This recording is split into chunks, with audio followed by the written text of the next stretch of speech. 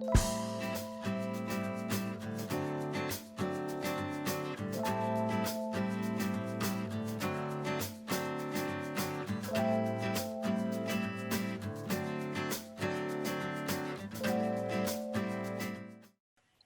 bonjour à tous et à toutes.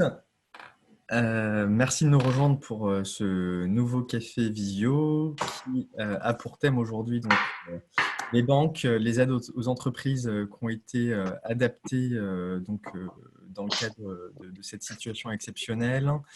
Et Julien Cotte, pour les banques, Frédéric Planche, qui est donc directeur de la filiale Nextinov, si je ne me trompe pas. Oui, la filière Nextinov, mais j'expliquerai ce que c'est en 2 minutes. Et Julien Cotte, de IDEA Associés, qui va intervenir, lui, sur comment piloter financièrement son entreprise pour obtenir les financements appropriés, toujours dans ce contexte de crise. Écoutez, je vous laisse vous présenter en détail dans un premier temps. Moi, je vais prendre la parole. Donc, je suis Frédéric Planche, je suis le responsable de la filière innovation pour la Banque Populaire du Sud, donc tout le territoire de Perpignan, Montpellier, Nîmes, Alès, sur la partie est de l'Occitanie. Voilà, j'ai créé l'agence Sud Innovation à Montpellier, qui aujourd'hui accompagne à peu près 250-300 entreprises et PME innovantes. Et depuis le début de l'année, le directeur général m'a confié la mission de déployer ce process sur l'ensemble du territoire de l'Occitanie Est et de promouvoir notre travail auprès des autres banques populaires, notamment Toulouse, la région parisienne, Rennes, Nantes, etc. Les écosystèmes français. Et sachant que nous avons, dans cet accompagnement, nous avons injecté pas mal de fonds européens et permis à quelques boîtes quand même de se financer aux côtés des investisseurs. Donc à ce titre-là, je vais vous parler ce matin du PGE, donc le fameux prêt garanti par l'État. Et je vais demander à Julien de se présenter un petit peu avant. Parfait, merci beaucoup. Moi, c'est Julien Cotte, je suis cofondateur d'IDEA, IDEA Associés, donc en 2013. C'est un petit cabinet de conseil sur Montpellier, on est une vingtaine de personnes maintenant. Et nous, on fait le cœur de notre métier, c'est des cours dans des écoles de commerce et du pilotage comptable et financier, et plutôt de parler de stratégie pour ensuite traduire cette stratégie en chiffres et faire parler les chiffres, piloter l'entreprise. Voilà. Et donc, dans ce contexte de crise, on travaille de concert avec les banques, bien sûr, pour essayer de trouver des solutions adaptées à nos entreprises. Et c'était la thématique du jour. Voilà, donc je reprends la main. Donc, je vais vous parler du PGE au titre des banques. Bon, je vais être modeste, hein, je vais représenter que ma banque déjà. Mais le PGE, c'est le prêt garanti par l'État qui a été donc ordonné récemment le 16 mars. Et à ce titre, donc, je vais un petit peu vous donner quelques pistes. J'ai deux recommandations préalables, enfin deux préconisations. La première, c'est que le gouvernement travaille encore sur le dispositif, mais il travaille beaucoup, puisqu'on a encore eu des modifications hier soir en 21h. Sur les modalités d'application. Donc, certaines banques sont déjà parties, commencent à déployer, mais il risque d'y avoir des rétropédalages dans l'octroi des financements sur les conditions d'accès. Donc, on va le regarder. Vous allez voir, c'est devenu un peu plus strict que ça l'était au début. Et puis, la deuxième chose, c'est que dans l'échange des questions qu'on pourrait avoir, ne connaissant pas les dossiers des uns et des autres, j'ai quand même assez l'habitude de parler sur des problématiques de financement, etc. Je ne pourrais pas répondre sur des cas très précis ou des personnes, des problématiques de personnes très précises dans la mesure où je ne connais pas leur dossier. Donc, souvent, c'est un peu délicat. Donc, tout ce que je vais vous dire sur le PGE, aujourd'hui, c'est à l'heure H, enfin aujourd'hui, à l'heure H et à la minute M, ce que je vais pouvoir vous donner maintenant, pas forcément tous les critères qu'on aura demain, voire après-demain. Donc le Trésor, en relation avec l'ensemble des banques au niveau national, tâtonne, envoie des messages, donne des indications contraires à ce qui a été fait. Et tous les jours, on est obligé de réadapter nos conditions et nos fonctionnements d'octroi. Donc, les chargés de clientèle sont un peu paumés. Et le message, quand même, c'est ce que je vais vous donner. Bon, voilà, c'est aujourd'hui où on en est et ce qu'on peut faire. Donc, la garantie, bon, l'État, tout le monde connaît la situation. Un stop très brutal de l'économie française. Et avec la prise d'une décision importante au niveau du gouvernement, qui est la mise en place d'un financement, d'une garantie d'État de 300 milliards. Alors juste un petit bémol, aussi une petite précision, c'est une garantie de l'État et ce n'est pas une garantie de la BPI. Donc la BPI est dans la boucle, vous allez le voir dans le schéma de fonctionnement. Mais c'est une garantie que donne l'État français après avoir eu l'accord de la Commission européenne pour pouvoir déroger à ces contraintes budgétaires. Plus que 300 milliards d'euros, je vous le rappelle, c'est à peu près 15% du PIB, donc c'est énorme, mais ce n'est pas la BPI qui octroie les financements, elle est un bras armé de l'État et elle regroupe les différents accords. C'est plutôt un outil de support aujourd'hui, même si elle va pouvoir, elle, faire du PGE, elle va pouvoir faire du PGE dans les jours à venir. Donc le PGE est en place depuis le 16 mars, tout le monde s'est bousculé, tout le monde a communiqué et il sera définitivement fermé le 31 décembre 2020. Donc c'est un prêt de trésorerie lié aux événements du Covid. C'est un prêt de trésorerie qui a la particularité d'avoir deux parties. La première partie, c'est que vous aurez un prêt, vous pourrez bénéficier d'un prêt sur une première année, qui est un prêt in fine de 12 mois, à un taux canon, puisque le taux sera de 0,25. C'est le coût de la ressource. Et donc, il n'y a aucune marge qui est faite par la banque, pas de frais de dossier, pas de marge bancaire. C'est donc un prêt d'un an. Alors, on peut y associer une assurance décès invalidité du chef d'entreprise. C'est même plutôt conseillé. Et ce prêt à l'aune de ces 12 mois, à 12 mois arrivés, pourra être transformé en prêt amortissable sur 60 mois. Donc 12 mois de différé, et à partir du 12e mois, le chef d'entreprise va choisir ses modalités en disant moi je le rembourse en totalité, prêt in fine. Donc vous remboursez capital plus intérêt. Soit vous dites moi je ne peux pas le rembourser ou je souhaite le lisser et je peux l'amortir sur 12, 24, 36 jusqu'à 60 mois. Et là, par contre, les conditions de taux ne sont pas données. On ne connaît pas aujourd'hui ce que dans 12 mois, les conditions de taux seront pour transformer ces prêts en amortissables. Bon, il faut savoir que aujourd'hui, on est dans une crise majeure. L'argent n'est pas cher. Je pense qu'avec ce que nous allons vivre après le deuxième effet qui se coule du Covid, l'argent ne sera pas cher du tout. Encore, il y aura beaucoup d'argent sur le marché. On peut imaginer que les taux seront aux alentours de 1,5% pour des durées, ce qu'on a aujourd'hui, pour des durées à 60 mois. Donc, pas d'affolement sur la transformation du taux. Pour les banques, il faut savoir que le prêt, à partir du moment où il est mis en place, si l'entreprise se casse la figure, dans les 2 mois qui suivent l'octroi du financement, la banque ne sera pas remboursée. Il y a un délai de carence. Voilà, ce qui fait que la banque va quand même être assez vigilante. La contre-garantie de l'État, c'est 90%. C'est-à-dire que l'État s'engage à rembourser les banques sur les financements qu'elles vont faire à hauteur de 90%. 10% restants sont à la charge de la banque. La banque ne peut pas prendre de garanties complémentaires, notamment de caution du dirigeant, de caution BPI, de choses annexes qui pourraient compléter le dispositif. Voilà. Donc, si vous voyez un chargé d'affaires ou une banque demander un complément de garantie, voilà, c'est pas possible. Donc, pas de frais de dossier, 0,25. Voilà, vous choisirez votre modalité de remboursement. Il se peut que vous demandiez aussi le remboursement anticipé avant la fin des 12 mois. Ce n'est pas conseillé parce qu'il y a des pénalités de remboursement anticipé sur ce prêt entre 0 et 12 mois. Voilà, il faut le garder 12 mois minimum. C'est de l'argent qui ne coûte pas cher du tout. Donc, autant le garder, sauf si, admettons, des situations d'entreprise qui vont nécessiter peut-être des réarbitrages d'endettement pour le nouvel acquéreur. Voilà.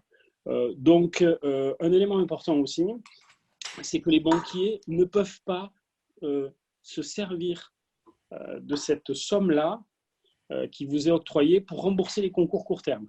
Très, très important. Parce qu'un banquier, c'est quelqu'un de malin. Si à un moment donné, il est un peu scotché sur une entreprise sur du court terme, il peut dire « Oh là là, mais je vais faire mon PGE parce que j'ai 80% de garantie et je vais transformer une facilité de caisse, des billets de trésorerie ou de la mobilisation client sur ce financement PGE. » Donc, l'État va être très, très, très vigilant là-dessus. Il a créé le concept de New Money. New Money, ça veut dire que tout l'argent qui va être distribué aux entreprises doit être un surplus de ce qu'il a obtenu auprès des banques. Donc, on est obligé, nous banquiers, on va faire une photo de vos engagements, des engagements des entrepreneurs, de ce dont ils bénéficient comme facilité de caisse, etc., arrêté au 16 mars. Au 16 mars, on va dire, voilà, une entreprise bénéficie d'une facilité de caisse de 50 000 euros de temps de ligne. Donc, pour aussi sécuriser les chefs d'entreprise dans cette démarche d'acquisition de court terme et de maintien des lignes de court terme, l'État a rendu obligatoire la prorogation des lignes court terme pour 12 mois supplémentaires. Comme ça. Donc, sur 12 mois supplémentaires, toutes les entreprises qui bénéficient de facilités de caisse, etc., se les verront prorogées pour 12 mois. Voilà, c'est pour éviter que les banquiers remboursent, ou que les clients aussi, parce qu'ils sont un client peut avoir des autorisations de découvert avec sa caution personnelle et dire non mais attends, je ne veux pas m'engager, je veux que le PGE rembourse cette ligne de manière à ce que moi je sois dégagé à titre personnel. Donc ça c'est pas possible. On maintient les lignes court terme et on met de l'argent supplémentaire, l'État met de l'argent supplémentaire sur la table et ce concept s'appelle New Money. Donc ça c'est très très important pour nous, notamment on appelle ça le risque opérationnel, c'est-à-dire de voir que le banquier ne se sert pas de cet argent-là pour diminuer son risque ou alléger sa facture. Donc après, qui a droit, enfin plutôt pas qui a droit, mais comment se distribuent ces financements. Ces financements, on a expliqué qu'ils seront adossés à quoi en fait. Donc on a deux typologies d'entreprises, les entreprises classiques et les entreprises innovantes. Donc c'est bien parce que pour une fois, le gouvernement quand même prend en compte la notion d'entreprise innovante et de start-up. Donc pour les entreprises classiques, c'est très très simple. L'enveloppe octroyée, c'est 25% du chiffre d'affaires, 25% du chiffre d'affaires de l'année 2019 si on a le bilan. Ou si on n'a pas le bilan, une attestation de l'expert comptable suffira sur le chiffre d'affaires.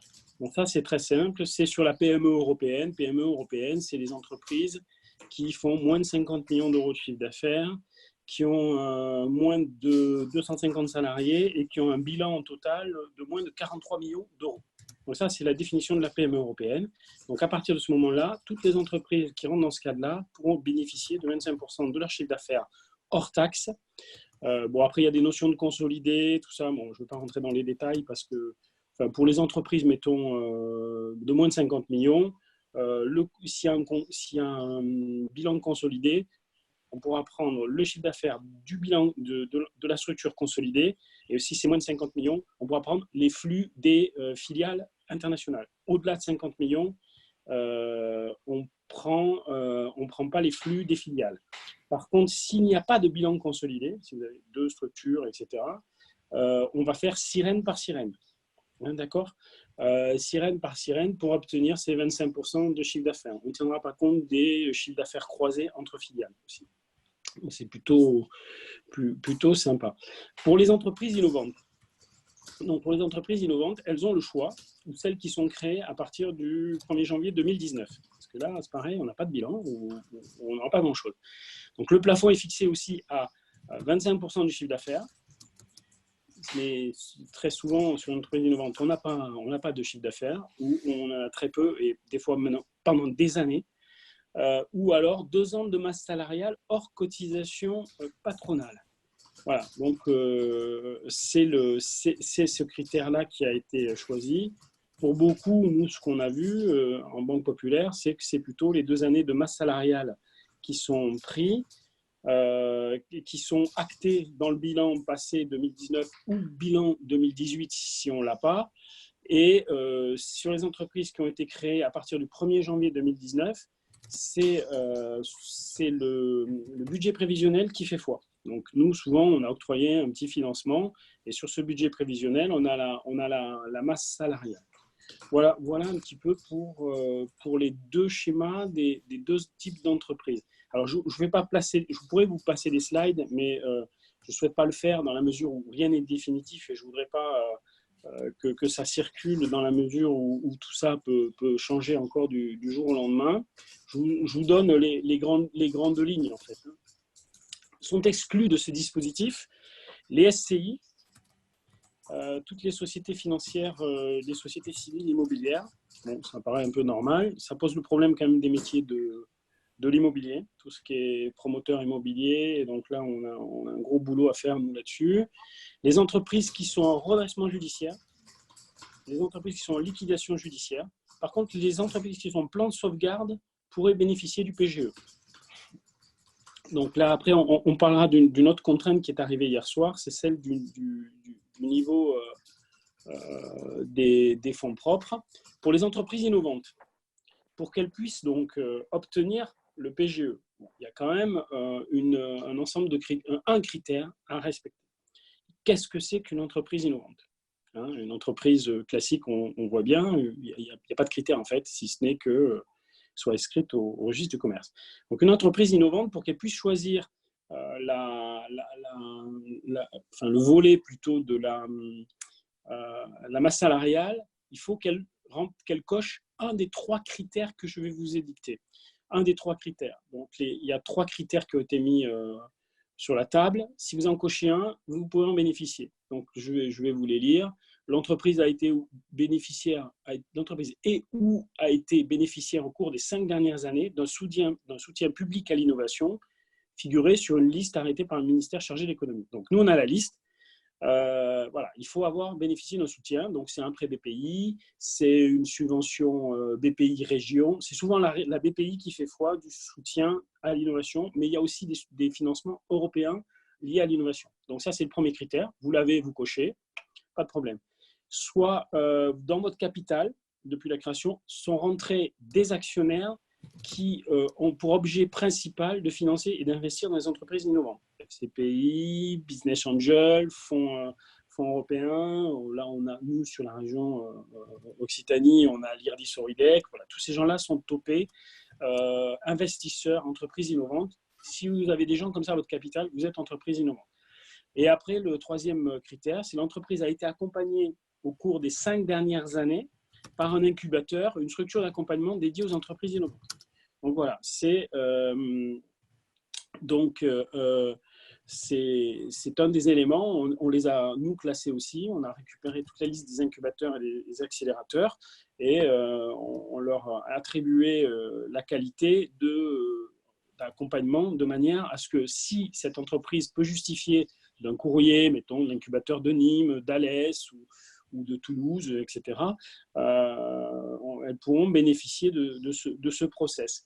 Pour vous donner un exemple, le village Baïséa est topé structure d'accompagnement d'entreprises innovantes.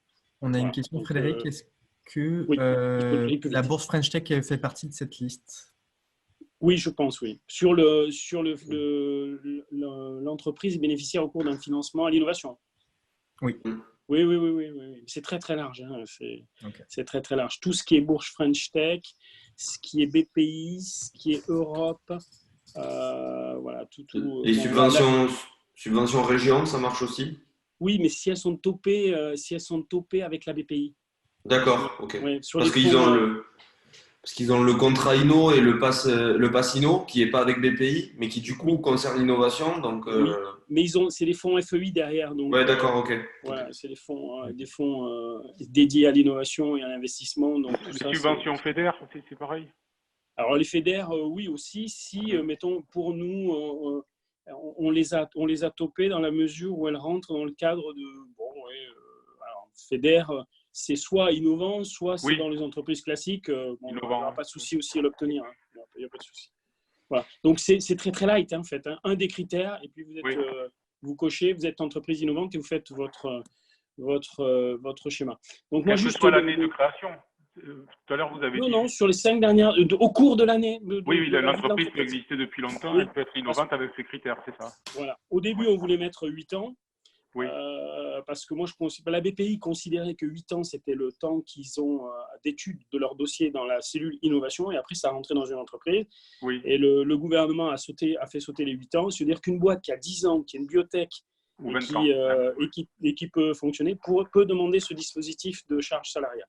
Oui. Voilà. Mais alors, il y a quand même, depuis hier soir, quelque chose d'assez important, qui est le niveau des fonds propres. Mais ça, on va en parler, le niveau des fonds propres, qui revient en force et qui va faire la loi, en fait, sur les demandes. Donc, le schéma de distribution simple, hein, je vais le faire rapidement, parce que je pense que si je prends toute la parole, Julien, je ne sais pas. Tu me dis, hein, Jérémy, parce que je suis bavard. On a juste une question pour toi. Oui. Donc, c'est Eric qui demande, pour les investisseurs, le fait qu'ils aient investi via un PEA est-il un critère pris en compte?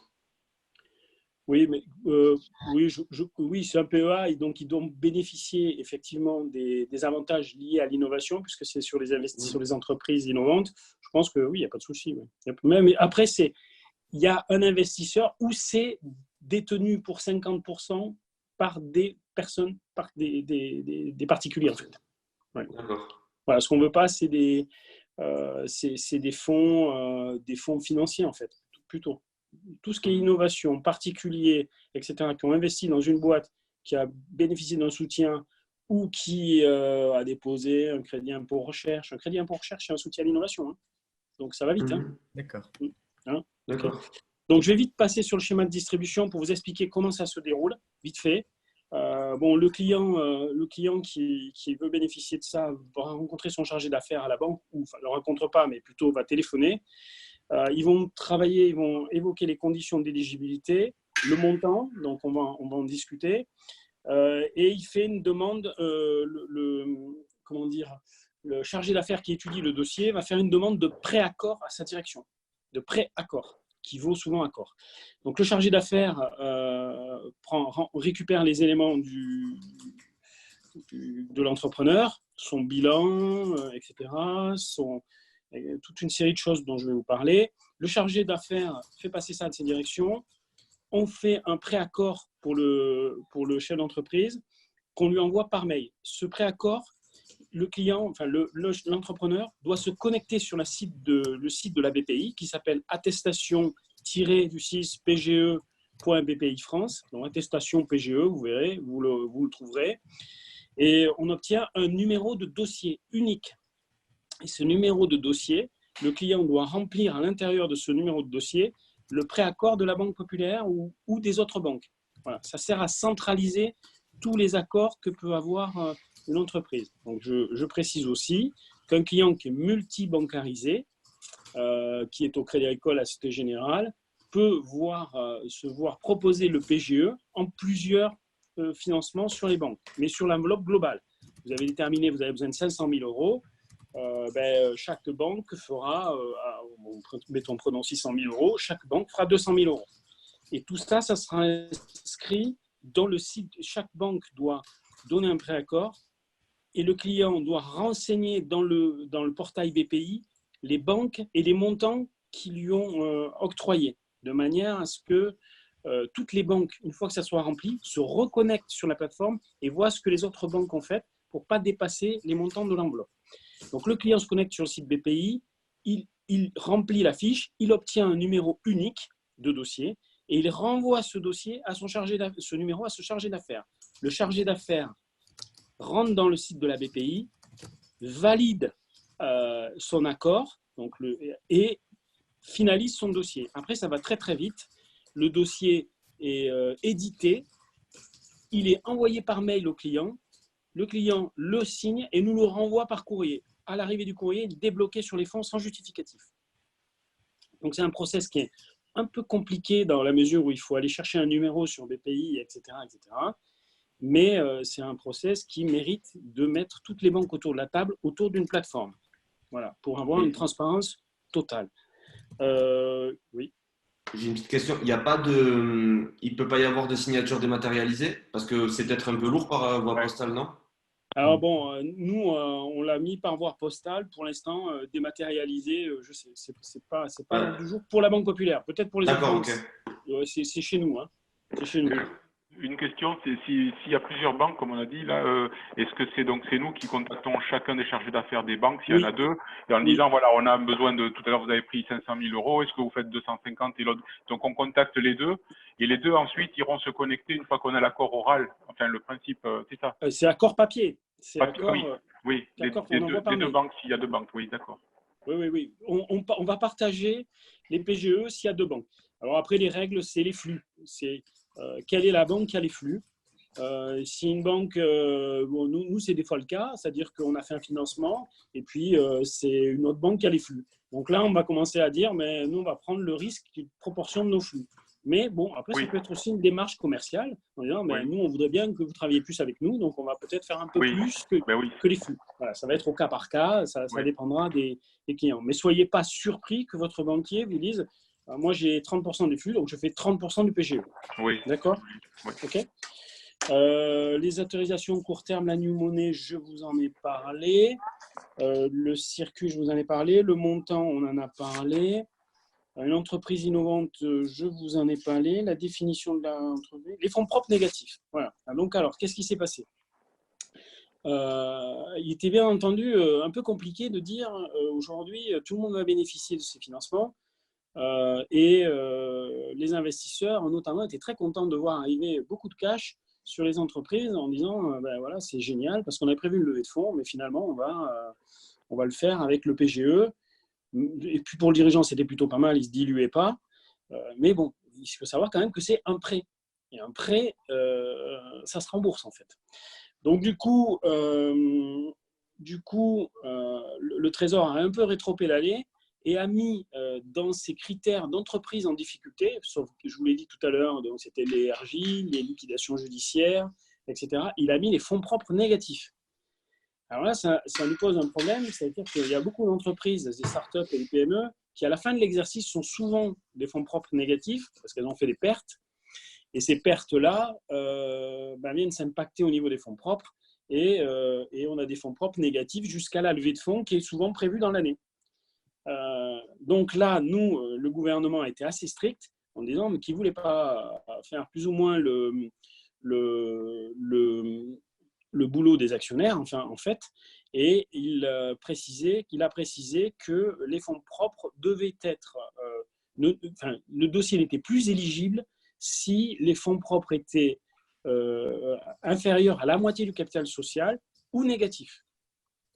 Donc là, ça limite sérieusement l'octroi du financement PGE par les boîtes, en fait, et notamment les entreprises innovantes. Est-ce que c'est la notion de fonds propres négatifs au sens européen ou français, puisqu'il y a une différence importante, il me semble, sur la prise en compte des amortissements, notamment, je crois, et des fonds propres, des quasi-fonds propres? Alors, on est en train de regarder dedans la vraie définition, parce qu'effectivement, on ne sait pas si c'est la définition européenne ou si c'est la définition française, mais on est déjà pratiquement sûr que c'est capital social plus prime d'émission. Donc, c'est déjà plutôt pas mal. Mais parce que la prime d'augmentation de capital, ça permet d'augmenter sensiblement les fonds propres. Bon, Jérémy, je reviendrai vers vous peut-être dans la journée, par mail, pour que tu puisses communiquer aux adhérents la définition des fonds propres, parce qu'on l'a appris hier soir en fin d'après-midi, et on était tous à la recherche de la définition du ministère. Bon, nous, on a regardé un petit peu les textes, et c'était plutôt capital social plus prime d'émission. Donc ça, c'est plutôt favorable. Simplement, dans le process. Alors, dans le process, ça nous embête un peu parce qu'on va être obligé de demander les bilans de 2019 pour constater le niveau des fonds propres, ou alors 2018. Là, j'avais le cas hier d'une boîte qui avait des fonds propres pétaradés de moins d'1 million d'euros en 2018, qui a fait une augmentation en 2019. Bon. Si elle a fait une augmentation en 2019, je vais devoir lui demander, parce qu'ils ne sortiront pas le bilan de suite, tous les éléments concernant la levée de fonds, c'est-à-dire le PV de l'augmentation de capital, la souscription, les bulletins de souscription de chaque bonhomme, chaque actionnaire, et ainsi que la publication au greffe du tribunal de commerce de la modification des fonds propres. Voilà. Donc ça, on va le faire. Par contre, l'entreprise qui avait des fonds propres à peu près nickel, qui a pété ses fonds propres cette année en 2019, on aura que, ça va être compliqué d'établir une base de fonds propres sur 2019 en n'ayant pas les bilans, et demander une attestation à un expert comptable de faire une attestation sur les fonds propres, ça veut dire qu'il est allé jusqu'au bout de son analyse en ayant calculé les amortissements, les pertes, etc. etc. Donc, c'est le bilan définitif. Donc là, on va avoir un souci, en fait. Surtout les experts comptables en ce moment, oui. c'est plutôt eux qui vont avoir des soucis. Et vous prenez en compte l'endettement, j'imagine. Le niveau d'endettement aussi. Ok, on peut avoir des capitaux propres, super, et un niveau d'endettement parce qu'il y a des prêts en cours à l'innovation, des aides à rembourser. Comment vous faites Alors, ça c'est vous qui, vous avez la possibilité de tirer sur ce prêt-là et de dire, soit je le rembourse en totalité en 12 mois, soit je le rends amortissable. Bon, nous, il y a une règle qui a été établie chez nous en interne, mais qui n'est pas une règle de l'État, en fait. Et on va calculer pour ne pas vous mettre, et vous, en difficulté, et nous aussi, parce que franchement, on est dans le même bateau. Hein. On va distribuer des millions d'euros sur fonds de la banque. Oui. Et l'État garantit. Mais pour ne pas mener tout le monde au fond du trou, on a calculé que pour les entreprises, alors ça ne concerne pas les entreprises innovantes, ça concerne les entreprises classiques. C'est qu'on va calculer 6 fois la CAF annuelle, moins les engagements des autres banques. Et ça va déterminer le niveau du financement que vous pourriez obtenir. Donc, c'est de 6 à 8 fois la CAF, de manière à tenir compte de l'endettement des autres banques et de la capacité de l'entreprise à générer du cash pour rembourser les prêts. Voilà. Ça, c'est la méthode classique sur les corporates classiques. Sur les entreprises innovantes, il va falloir qu'on travaille ensemble sur cette capacité, parce que vous êtes aussi les chefs d'entreprise, des gens qui pensaient à la pérennité de votre boîte, et que, comme je l'ai vu certains venir se précipiter chez nous, nous demander 2-3 millions d'euros parce qu'ils ont des masses salariales importantes dans la mesure où c'est les actionnaires qui les assument, mais il va falloir rembourser. Et si les actionnaires à un moment donné disent « mais nous, on n'a pas réussi le médicament ou le process ou l'outil n'est pas sur le marché, on ne remet pas au pot et on passe la perte », tout le monde prend la perte. C'est-à-dire que l'État va prendre sa perte. Et donc, il va falloir être un peu adulte en fait, là-dessus. Donc, le niveau des fonds propres, je reviendrai vers Jérémy, pour te préciser exactement quelle est la règle sur les fonds propres. Voilà, alors bon, je vais juste finir par quelques petits trucs. Cumul d'aides, est-ce qu'on peut bénéficier d'autres aides? La région Occitanie va mettre des trucs en place, vous pourrez obtenir d'autres choses sur d'autres structures, il n'y a pas de problème. La BPI peut-elle participer au PGE? Aujourd'hui, la BPI, comme je vous l'ai expliqué, est que l'outil administratif et la plateforme pour ce prêt, mais je sais qu'elle réfléchit à la mise en place d'un PGE pour les entreprises. Donc, elle pourra venir aux côtés des banques traditionnelles, faire un PGE, et elle peut participer au PGE. Ça s'appellera le prêt spécial innovation, PSI, je crois. Bon, ça, c'est à prendre avec des pincettes parce que c'est pas encore marqueté. Les comptes consolidés, ça concerne peut-être moins les entreprises innovantes, mais plutôt les entreprises. On peut faire le prêt CA sur les comptes consolidés à partir de la holding si les comptes sont consolidés. On ne retraitera pas les flux intragroupes. C'est plutôt. Et si les comptes 2019 ne sont pas disponibles, une attestation de l'expert comptable du CAC pourrait suffire, ou utiliser les chiffres de 2018 certifiés. Donc les banquiers, vous allez voir, vont demander à ce que les chiffres soient certifiés, parce que c'est ce qu'on va nous demander l'État quand ils vont faire descendre les contrôleurs et dire est-ce que vous êtes conforme? Parce que nous, on a un énorme risque opérationnel parce que quand il s'agit de débloquer les fonds, ça va être très facile. Après, l'État va venir dire, mais là, vous n'avez pas respecté les critères, et on ne vous rembourse pas, ces entreprises se cassent la figure. Donc, voilà un petit peu pour le PGE, je crois le 2 aujourd'hui, le 2 avril, où nous en sommes. Nous avons commencé à déployer, nous avons enregistré à peu près sur le réseau plus de 500-600 demandes au niveau national. Donc, on doit être à plus de 1500 aujourd'hui. Et voilà, on est en train de construire, on apprend. J'espère qu'il n'y aura pas trop de rétro-pédalage et qu'il n'y aura pas trop de déception. Le niveau des fonds propres est venu un petit peu bousculer, mais ça me semble cohérent, moi aussi, sur ce schéma. Voilà, si vous avez le délai, peux-tu demander sur le délai pour traiter un dossier? Ah oui, les délais. Ah oui, je vous dis de vous le préciser. Il faut faire votre demande. Alors, vous pourrez faire votre demande de financement jusqu'au 31/12. Toutes les entreprises au 31/12 pourront faire leur demande de financement du PGE jusqu'au 31/12. Il y a une date butoir, le 30 avril, pour les dossiers qui veulent être inscrits. C'est-à-dire qu'on s'est rendu compte que toutes les entreprises nous demandaient, mais des fois, elles vont dire « Oh, ça y est, j'ai demandé 100 000, mais en fait, il me faut 150 ». Et là, on ne pourra traiter qu'un dossier par entreprise jusqu'au 30 avril. Vous ne pouvez déposer qu'un dossier. Après le 30 avril, vous pourrez redéposer des nouveaux dossiers. D'ailleurs, on vous propose, enfin, on vous conseille de faire ça. C'est-à-dire après le 30 avril, c'est-à-dire que vous déposez. Ah, d'accord. On peut en faire autant de dossiers qu'on veut après. Ah ouais, d'accord. Oui.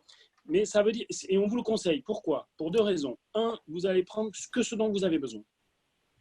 L'argent n'est pas cher du tout. Donc, allez-y. Vous allez prendre que ce dont vous avez besoin et vous ne mettez pas en péril votre entreprise dans un an, dans 2 ans, quand il va falloir rembourser le financement. Deuxième chose, c'est que ça vous permet aussi de lisser les dates de remboursement.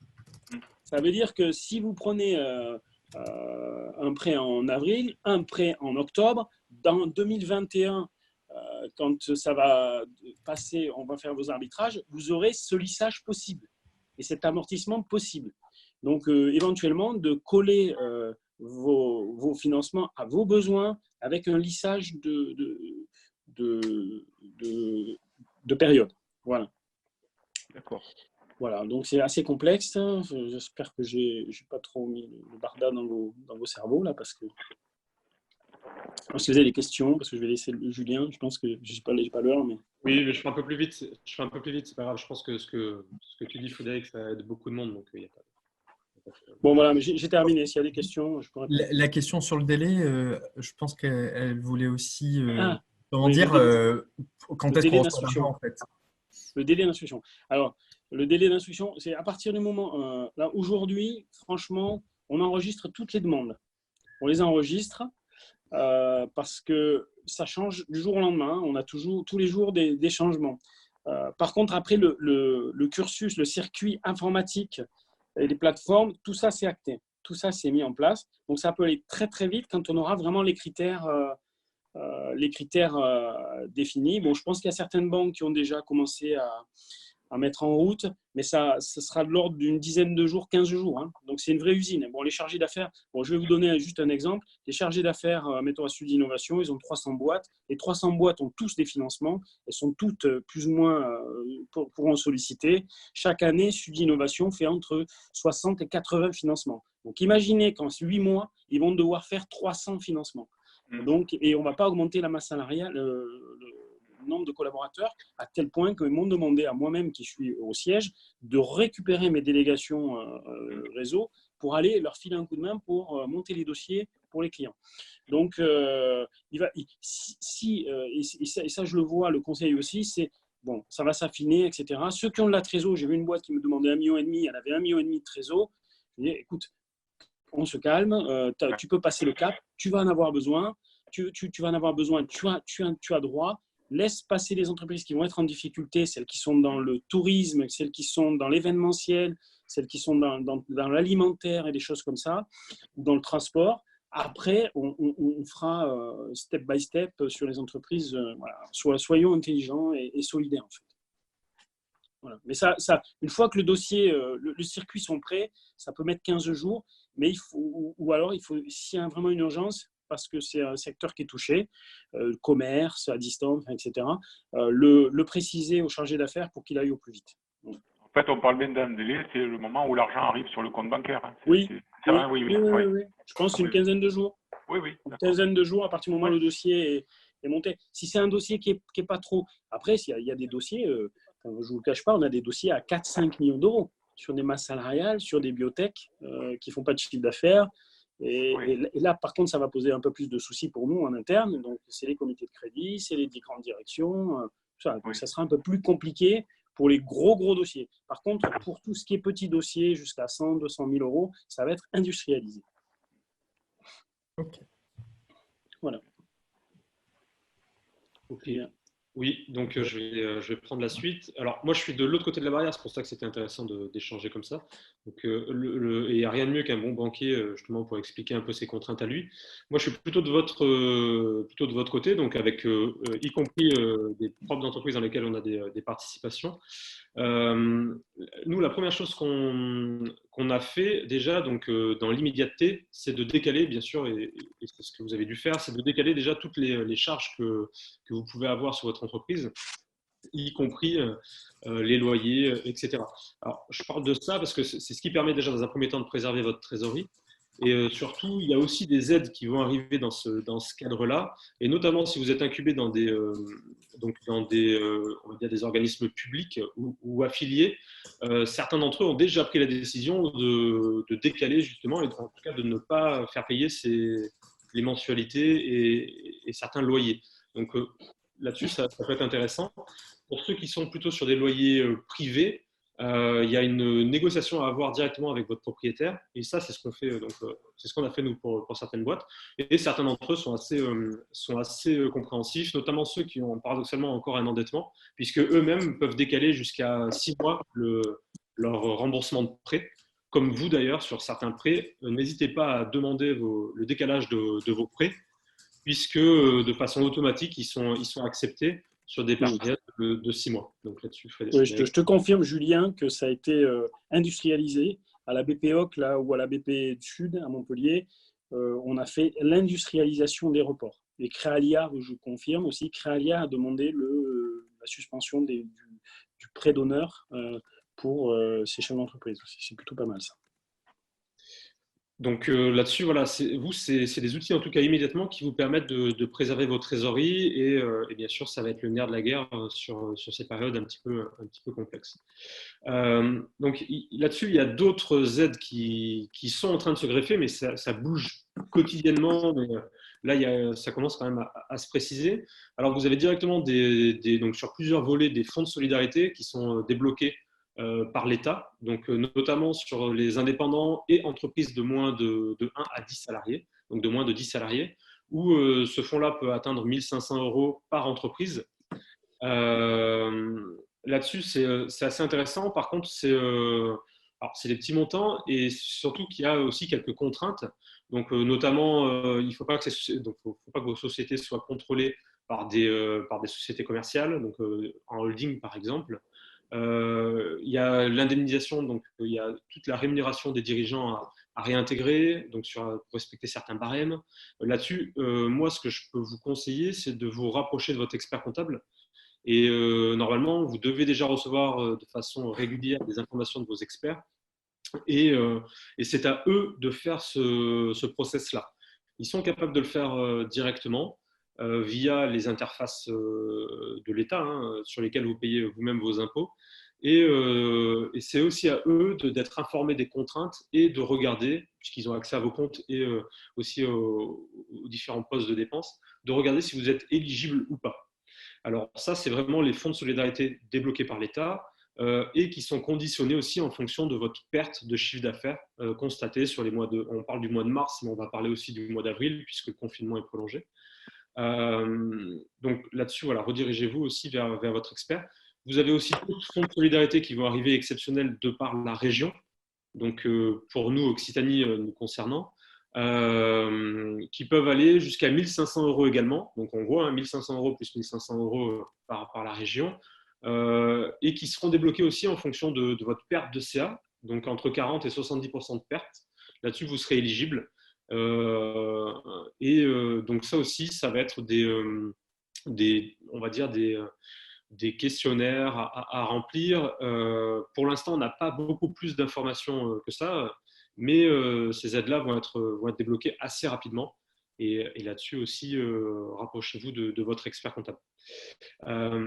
Là-dessus, Frédéric a été assez large sur beaucoup de sujets. On le remercie. Ce qui est important aussi, voilà, c'est de comprendre qu'il faut emprunter les bons montants. Donc, dans ce programme-là, c'est d'arriver à définir exactement ce dont vous avez besoin.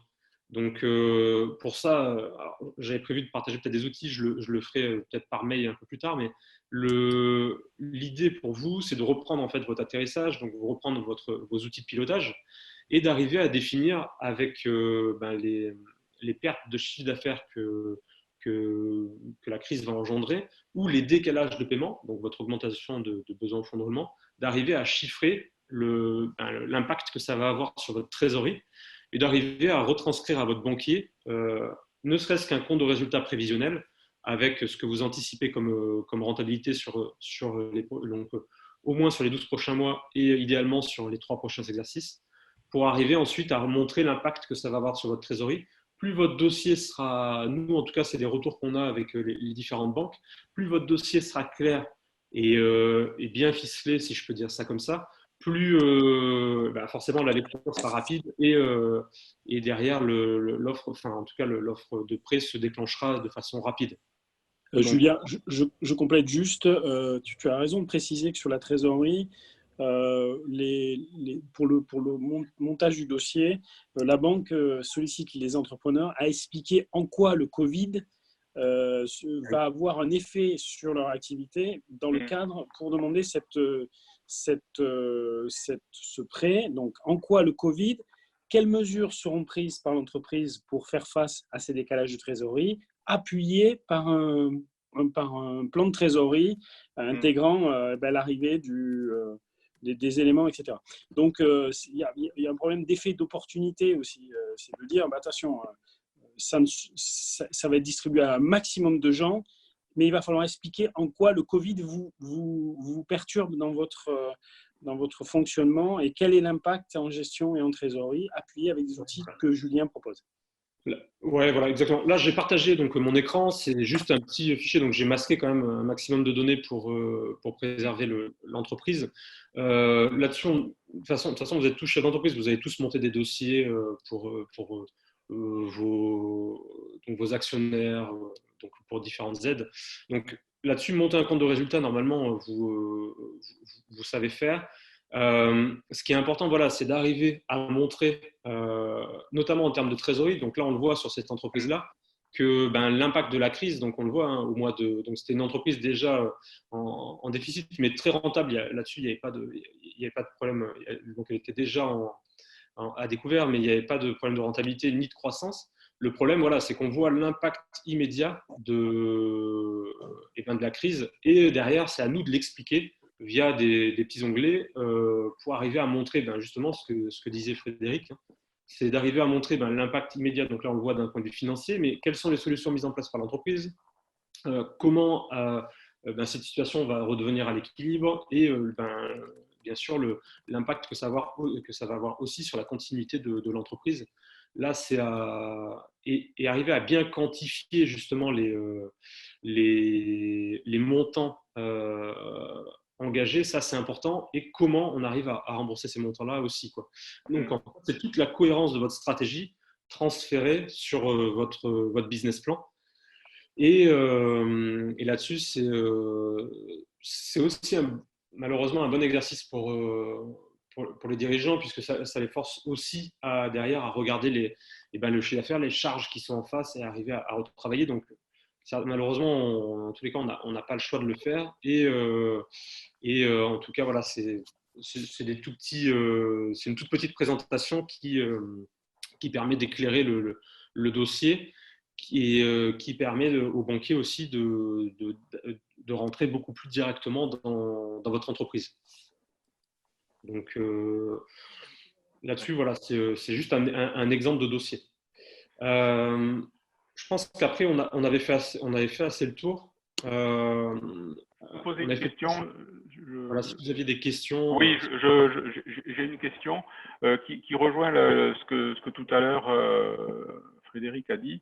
C'est que là, ok, on monte un plan de trésorerie, un business plan qui explique que la crise immédiatement génère un trou de trésorerie parce qu'il y a des clients qui s'arrêtent, il y a des dossiers, des règlements de factures, mais il y a aussi tout un tas tout un prévisionnel aussi de rentrée de chiffre d'affaires qui était à l'origine, enfin on démarre l'année avec un prévisionnel, avec des rentes, voilà, qui là aussi, très probablement, certains dossiers risquent d'être décalés dans le temps de signature. Donc, est-ce qu'on peut, dans la discussion avec le chargé d'affaires Nextinov, hein, si c'est le cas, dire en fait on peut procéder sur un besoin immédiat d'un PGE et puis on verra d'ici la fin de l'année si le succès si les affaires reprennent en fonction une fois que le confinement va être arrêté, que l'économie va repartir, que nos clients vont repartir en production pour nous passer des commandes. Derrière, ça va générer des commandes et donc de la trésorerie. Et que l'on revoit un deuxième, que plutôt, moi dans l'idée, je pensais qu'il y avait un seul PGE à faire, en gros, maintenant, en prévoyant que l'année 2020 en totalité. Alors qu'on peut avoir peut-être aussi, j'espère, une bonne surprise. Si on fait un prévisionnel pessimiste, je dirais un plan A, un plan B, est-ce que ça, c'est audible par le chargé d'affaires de dire on demande un maintenant pour un besoin immédiat et puis on revoit un deuxième peut-être ou pas en fin d'année ou à octobre ou septembre?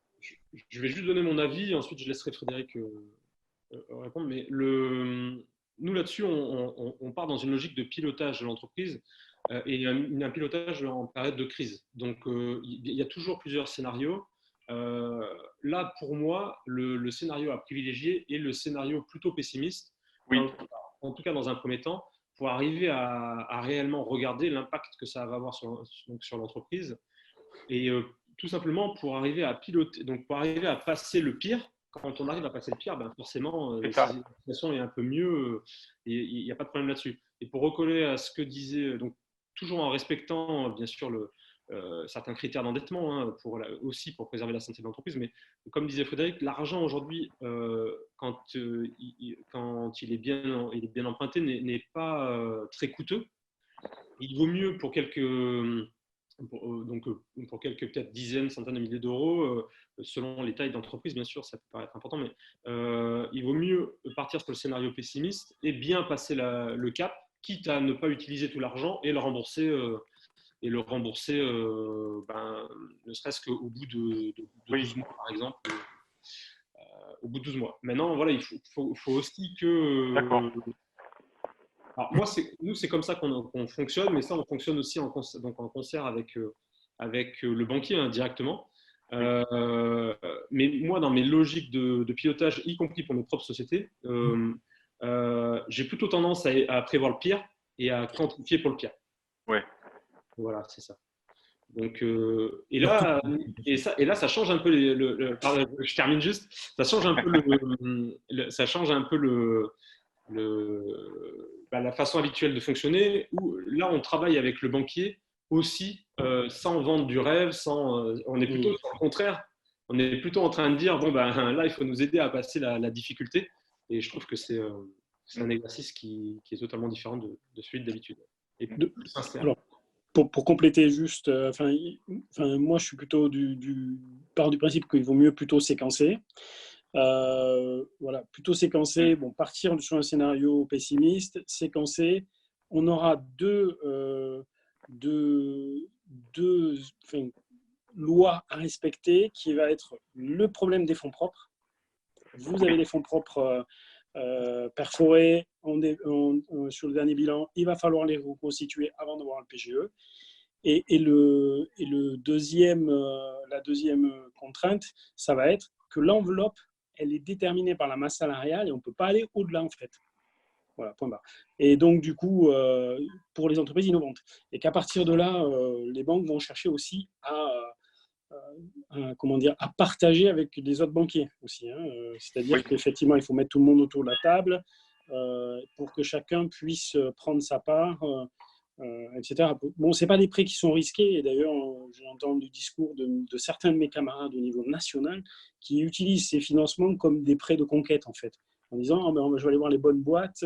Ah oui, non, ouais. Mais ils oublient quand même que c'est de l'argent public en fait. Donc, et que c'est pas de l'argent de la finance ou de la BCE ou quoi que ce soit.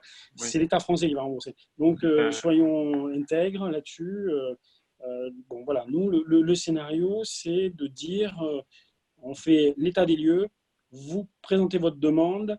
Si on peut arriver à le séquencer, c'est pas plus mal parce qu'on a peur qu'à un moment donné, l'enveloppe grossisse et puis que la situation, effectivement, dure plus longtemps que prévu. C'est ça. Et puis, alors, juste pour terminer juste pour vous faire prendre conscience de ce qui risque de se passer, puisqu'on est en train de travailler dessus déjà, on a anticipé le scénario 2021-2022, c'est de dire toutes les boîtes aujourd'hui vont bénéficier des prêts de trésorerie pour alléger leur trésorerie, conserver. Donc, ça a un effet sur la continuité de l'entreprise, sur le chômage. C'est super. Par contre, elles vont enregistrer des pertes. Oui. Les bilans 2020 et qu'on va regarder en 2021 pour financer les entreprises en 2021 seront tous marqués du sceau de pertes et peut-être de fonds propres largement imputés. Donc là, on est très inquiet parce qu'on est en train de pousser le gouvernement et puis les institutions monétaires et financières françaises et européennes à construire des outils de soutien de fonds propres. Ça sera la deuxième étape. Et là, personne ne s'en rend compte. Aujourd'hui, on est dans le dur sur le chiffre d'affaires, etc. Mais on est déjà en 2021-2022 en disant, voilà, les boîtes vont arriver avec des fonds propres pétaradés. Selon les normes, on ne va pas pouvoir les financer. Qu'est-ce qu'on fait? Donc, est-ce qu'on ne peut pas construire des outils aujourd'hui d'accompagnement, de renforcement de fonds propres par les collectivités, par les banques, etc. Donc, on est prêt, nous, à bosser là-dessus. Mais je dévoile un peu le truc, mais c'est juste pour qu'on prenne conscience que les effets de la crise ne seront pas que sur les 6 prochains mois. Non. Que ça va nous guider pendant les années. Et si je peux donner peut-être une petite astuce pour ceux qui ont des fonds propres négatifs, de vérifier leur éligibilité au French Tech Bridge, qui sont des obligations convertibles qui, je pense, peuvent permettre de réaugmenter ses fonds propres dès maintenant pour obtenir derrière un PGE. Je pense que c'est quelque chose qu'il faut faire attention. Et d'ailleurs, ça me fait venir une question. Je sais que c'est BPI qui porte principalement le French Tech Bridge. Est-ce que j'ai vu que les banques privées aussi peuvent le porter? Non, moi je suis au comité SAT sur la TechSeed. Tu sais, sur TechSeed, c'est donc un chef d'entreprise lève des fonds jusqu'à 200-300 000 et puis après l'agrément tech via la SATT permet d'obtenir un abondement en obligations convertibles de la BPI. Ce n'est pas tout à fait les fonds propres, c'est toujours le même. Ils sont remboursables in fine, les OC, c'est remboursable in fine. Ah, oui. C'est des quasi-fonds propres. Oui, c'est des quasi-fonds propres. Alors, est-ce que ça sera pris, pas pris? Voilà, c'est une vraie question, ça, Frédéric. Merci pour la présentation. Moi, j'ai deux petites questions. Un, à redire ce que j'ai dit dans le chat, mais effectivement, BPOC a prolongé automatiquement tous les prêts et très rapidement. Et bravo à vous pour ça, parce que ça aide beaucoup les jeunes entreprises. J'ai deux questions. La première, c'est vous avez dit fonds propres partout. En tant qu'entreprise innovante, on entend plutôt quasi-fonds propres. Quelle est votre vision là-dessus? Et deuxième question, qui est effectivement sur le niveau des fonds propres. Si une entreprise, et il y en a quand même un certain nombre, ont bien fait leur boulot, notamment avec les fonds fédères qui sont derrière, ont été quelque part engagés leurs fonds propres sur des prêts déjà existants. Donc, on va dire on a un fonds propre à 200 ou 300 000. On a été chercher 300 000 euros de prêts pour effectivement assurer le développement de l'entreprise. Si on fait un schéma simple, on s'arrête, là tout s'arrête, le commerce s'arrête pendant 3 mois ou 4 mois ou 5 mois, ça dépend si on est optimiste ou pessimiste. Et donc tout ça décale, les charges restent, elles, quant à elles. Donc il y a un besoin de trésorerie qui est assez évident.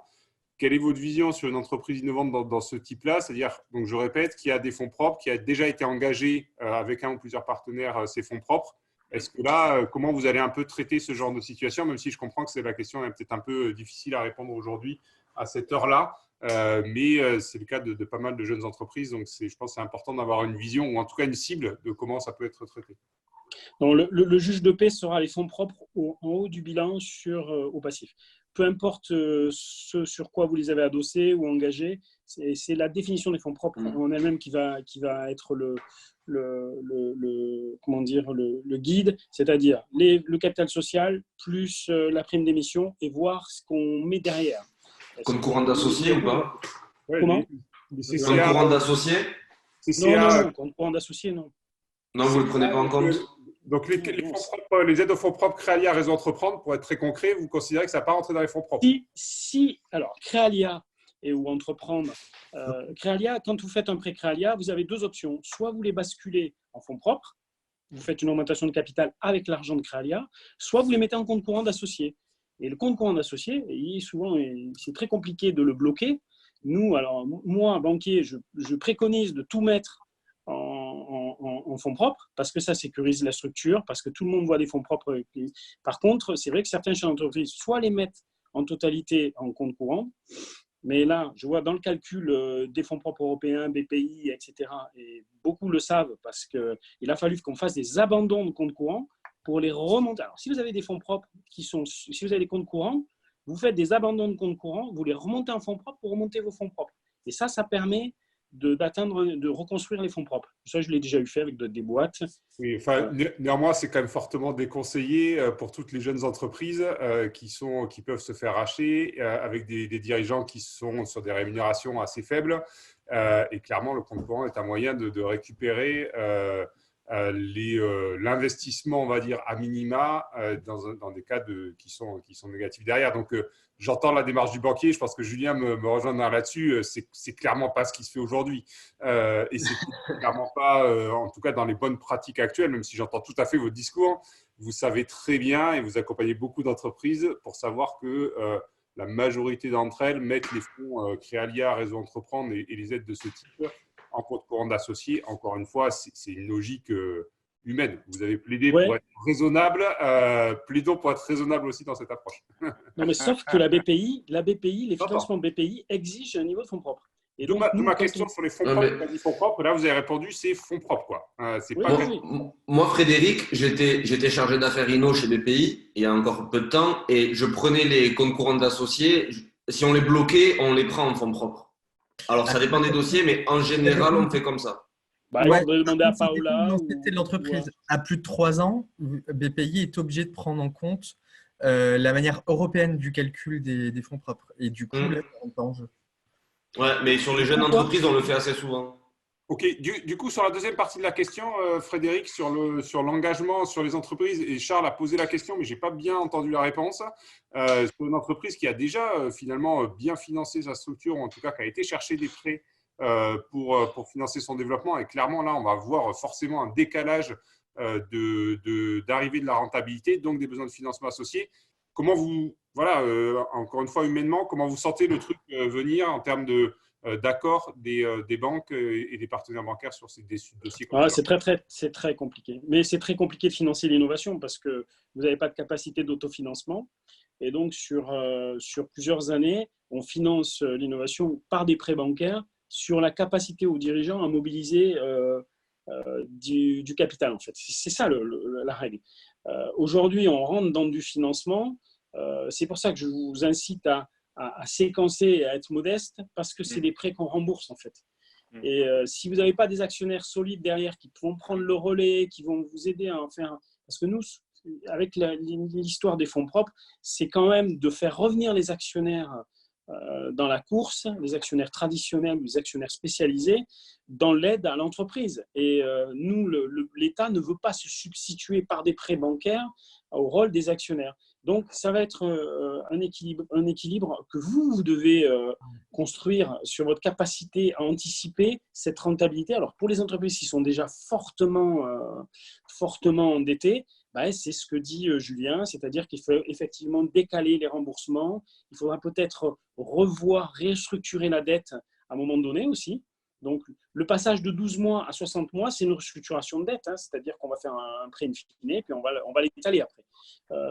Ça sera peut-être pareil pour les autres prêts, en fait, aussi, pour la BPI ou les banques. Et en disant, le prêt Innové Plus, vous l'avez fait sur 36 mois, vous allez voir Lydia Mano à Toulouse en lui disant écoute Lydia, 36 mois c'est trop court aujourd'hui, est-ce que je ne peux pas repartir sur 60? Mais on n'a pas de règle. La règle des 6 années de CAF moins l'endettement des autres banques, ça s'applique aux entreprises qui ont de la capacité d'autofinancement. Les entreprises innovantes, ce n'est pas souvent le cas. Donc c'est très compliqué et ça demande d'être raisonnable en fait sur le chargement du bateau en termes de prêt, parce que ça va piquer quand on va transformer en prêt en fait. Merci pour la clarté de la réponse. Oui. Il y avait une dernière chose sur. Merci Frédéric, parce que c'est vrai que tu nous donnes énormément d'informations et en plus, c'est vraiment l'info qui est remise à jour dans les dernières heures, quoi. Donc, ce que je voulais rajouter, c'était sur BPI. BPI aussi, si vous avez notamment des avances remboursables, là aussi, vous pouvez totalement décaler ces remboursements au moins de 6 mois. Ils l'ont fait déjà, oui. Ouais, voilà. Naturellement, ils l'ont fait. Comme BPOC, c'était ça. Comme toutes les banques. Ouais. Et voilà, donc là-dessus, peut-être aussi que sur les prochains mois, il y aura beaucoup plus de visibilité. Il y aura aussi une possibilité, comme disait justement Frédéric, de restructurer un petit peu la dette et de rééchelonner un petit peu ces remboursements-là. En tout cas, voilà, il y aura un peu plus de visibilité sur les prochaines semaines. Là, on est vraiment dans l'urgence, sur des boîtes qui sont vraiment dans le dur. C'est de fermer. Ok. Bon. Ben, merci à tous les deux. Je crois qu'on est arrivé, il est 9h40. Je pense qu'on va pouvoir clôturer cette visio, ce qui était très intéressante. Je pense que vous avez apporté beaucoup de réponses aux entreprises. Donc, merci beaucoup de vos interventions. Merci Merci à vous. Merci beaucoup. Et du coup, demain, donc oui, merci à toutes et à tous. Demain, le Café Visio aura, comme tous les vendredis, c'est une habitude maintenant, aura comme sujet le bien-être des collaborateurs. Et pour ça, nous aurons le CEO de Rakuten Aquafadas, Olivier Abyss, qui animera, et Marlène Henry, aussi de Aquafadas, et Nawal Akal, qui est psychologue clinicienne, sophrologue, thérapeute, et qui sera là pour répondre à vos questions et vous donner les bons tips pour vos collaborateurs.